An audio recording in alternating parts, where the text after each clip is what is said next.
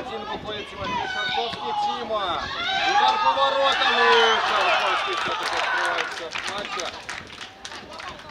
Вот, как я говорил, нужна была какой-то трудный момент происходящего. Поле.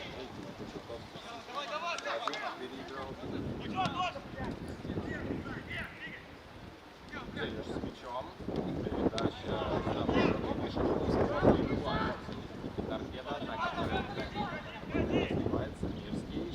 Лоцкий удар от Мирского и 2-0.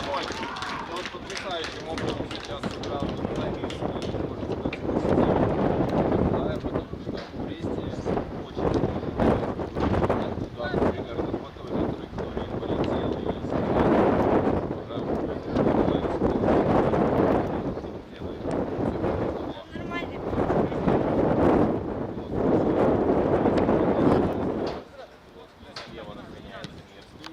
это Арсений,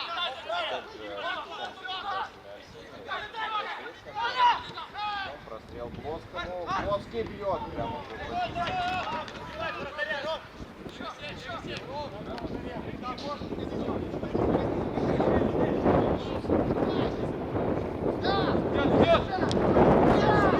Расплещение здесь со всеми капец.